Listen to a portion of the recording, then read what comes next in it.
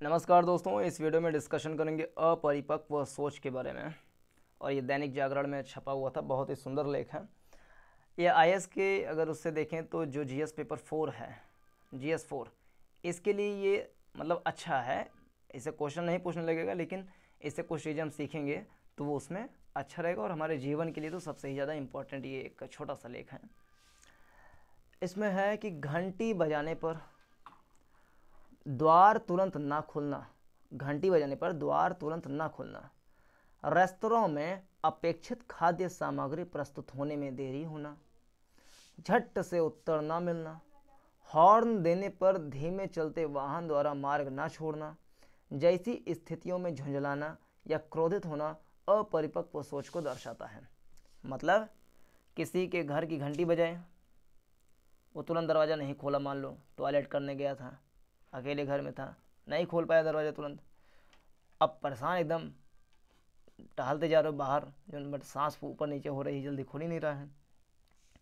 Restaurant में गए, कुछ ऑर्डर किए, वो मतलब लाने में देरी हो रही है, मान लो खाना वो बना रहा है, अभी कुछ गर्म हो रहा है, कुछ दूसरे काम में व्यस्त हो गया उस समय, या किसी को फ़ोन किए, व्हाट्सएप पे मैसेज किए और तुरंत जवाब नहीं दी तुम्हारा, या नहीं दिया तो जो उस पर झुंझला जाना, या हॉर्न बजा रहे हो देने पर धीमे चलते वाहन द्वारा मार्ग ना छोड़ना, यानी वाहन धीमे धीमे चल रहा है अपना, मान लो साइकिल यह वाला है, बीचों बीच से चल रहा है अपना, गलती से मान लो चला गया बीच में, हॉर्न बजाए, वो नहीं सुनाई दिया उसको, और जो झुंझला उठे एकदम से, उतर क्या कंटाप लगा दिया उसको।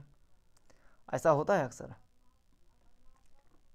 तो ये झुंझलाना, ये क्रोधित होना जो है ना भैया, ये अपरिपक्व सोच की निशानी है। ये अपरिपक्व यानी अभी आप मेच्योर नहीं हो, आप बच्चा हो। अगर आप ऐसी छोटी छोटी चीज़ पे झुंझलाते हैं तो इसका मतलब अभी आप बच्चा हो। आप भले करोड़ों के हो गए हैं, करोड़ों रुपए आपके पास हो गए हैं, आप जो है बढ़िया 50 लाख की गाड़ी में बैठ कर के जा रहे हैं, या 20 लाख की गाड़ी में बैठ कर के जा रहे हैं, खूब बड़ा सा महल है, लेकिन बीच में रोड़ा इसे लगा देना, या किसी को मतलब उसके अनुसार अगर काम ना हुआ तो झुंझला जाना, ये क्या है? इसका मतलब कि वो करोड़ों का मालिक अभी क्या है? करोड़ों का मालिक अभी बच्चा है। मरद न बहन बच्चा बा। स्वस्थ वृत्ति का तगाजा है उन संभावनाओं की अनदेखी न हो जिनके कारण सामने वाला हमारे अनुकूल आचरण नहीं कर रहा। यानी ये स्वस्थ वृत्ति का तकाजा है। हमारा वृत्ति मतलब व्यवहार, हमारा व्यवहार इस प्रकार से है कि अगर हमें कोई अनदेखी कर देता है या हमारे अनुकूल आचरण नहीं करता है तो इससे क्या होता है कि गुस्सा आती है। ना मालूम वह दुविधाग्रस्त या संताप में हो, यानी कि हो सकता है कि वो दुविधाग्रस्त में हो या किसी मतलब दुख के स्थिति में हो, वो आपकी बात को नहीं सुन पा रहा है। हम मान लेते हैं कि वह सायास हमारी नहीं सुन रहा है, यानी ऐसा भी हो सकता है कई बार कि उस सायास यानी अनायास नहीं, सायास जानबूझ करके तुम्हारी बात नहीं सुन रहा है, ऐसा भी हो सकता है ना। यानी कह लें कि हो सकता है कि आपने कुछ कहा, उसको सुनाई नहीं दिया, वह गौर नहीं कर पाया, समझ नहीं पाया, लेकिन हो सकता है कि वो समझ रहा है फिर भी इग्नोर कर रहा है, तब भी झुंझलाना ठीक नहीं है। किसी को समझने से पहले उसे समझाने, किसी को समझने से पहले उसे समझाने, परखने या उसके बारे में राय बनाने का अर्थ है हमें अपनी सोच दुरुस्त करनी चाहिए। यानी किसी से कभी मिले नहीं हो, सड़क पर पहली पहली मुलाकात हुई और कुछ ऐसा उसने कर दिया जाने या अनजाने रूप में जिससे आप तुरंत का तुरंत उसका मूल्यांकन कर दिए कि ये तो बहुत ही रद्दी, तुरंत मूल्यांकन कर दिए, जो है आप जज जो है तुरंत बन जाते हैं, बहुत गंदा है, तुरंत गरिया देते हैं वहीं पर। ऐसा नहीं करना चाहिए ना।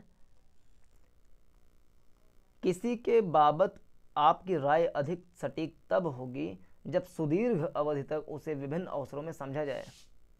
यानी किसी के बारे में अगर आप राय बनाना चाहते हैं तो वो तब संभव है जब एक लंबी अवधि तक उसके साथ में आप रहें और अलग अलग अवसरों में उसकी क्या प्रतिक्रिया होती है उसको समझें, तब आप जान सकते हैं कि उसका ओवरऑल चरित्र, कैरेक्टर क्या है, और तब आप राय बना सकते हैं, तुरंत नहीं।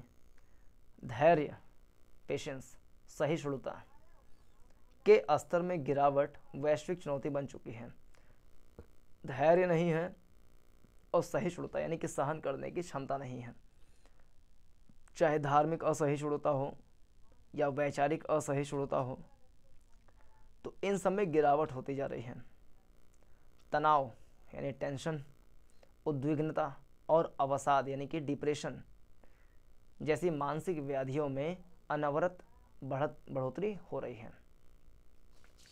मानसिक रोगों का इलाज लेने वालों से कहीं अधिक संख्या उन बेचारों की है जो अपनी मानसिक व्याधि के प्रति अनजान हैं।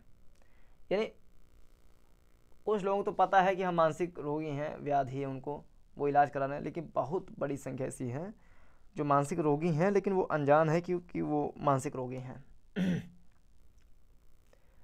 वैचारिक उन्नति के संदर्भ में अनजान होना उतना जोखिम भरा नहीं जितना जानने सीखने की इच्छा ना होना है ना।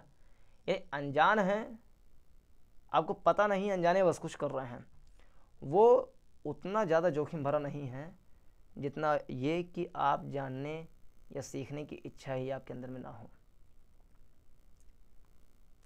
यानी कुल मिला किसी के प्रति राय बनाना है तो पहले हमें जानना चाहिए उसके बारे में पहले सीखें, फिर राय बनाएं।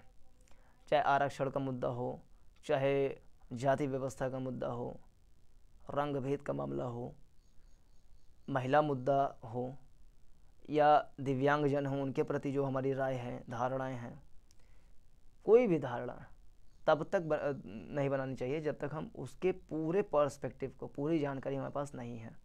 अन्यथा माना जाएगा कि आप अभी बच्चा हैं, इमेच्योर हैं।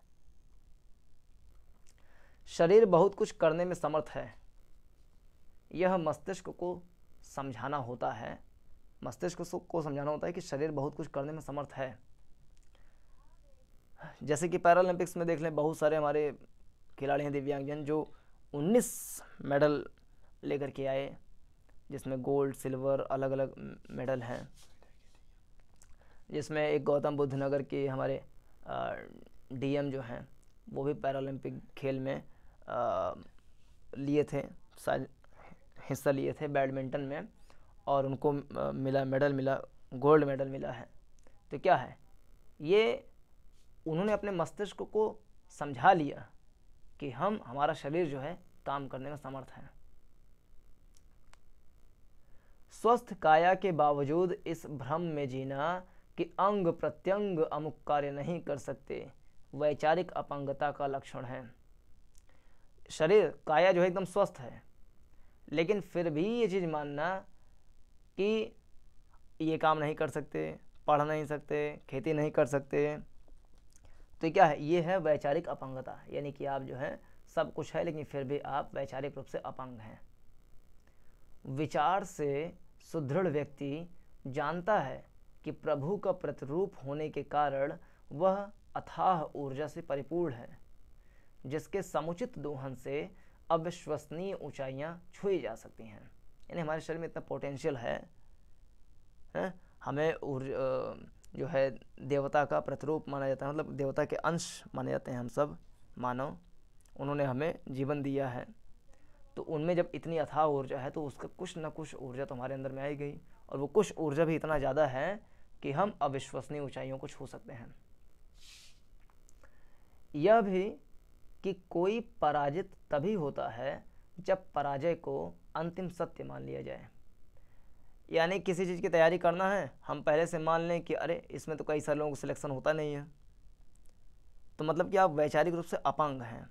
और किसी को अगर आप डीमोटिवेट करते हैं कि उसमें ना जाओ क्योंकि उसमें तो कई सारे लोग फेल हो जाते हैं, मतलब कि आप वैचारिक रूप से अपंग हैं, इलाज कराने की जरूरत है। तो पराजय को अंतिम सत्य मान लेना क्या है, गलत है। जितनी पोटेंशियल है पहले पूरे पोटेंशियल का हम दोहन कर लें, उसके बाद होता है नहीं होता है वो समय के ऊपर है।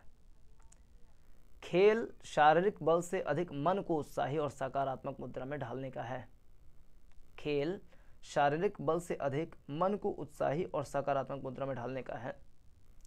अपने हित ना जानने वाला वैचारिक रूप से पंगु है, यानी उसका हित किस चीज़ में है, इसको जो नहीं समझ पा रहा है वो भी समझ लीजिए वैचारिक रूप से पंगु है। विचार से सक्षम व्यक्ति असफल होने से नहीं डरेगा, यानी जिसका विचार मजबूत है वो जानता है कि हमें क्या करना चाहिए और पूरी शिद्दत के साथ उसे करता है, तो वो इस बात से नहीं डरेगा कि उसे असफलता मिल सकती है। वह दूसरों को समझते हुए उनमें मधुर संबंध बनाएगा। तो इस सुंदर से लेख को लिखे थे श्री हरीश बड़थवाल जी ने। तो इस वाले वीडियो में इतना ही डिस्कशन, इस पे आप अपने राय मशवरा दे सकते हैं। पूरा देखने के लिए धन्यवाद। नमस्कार, जय हिंद।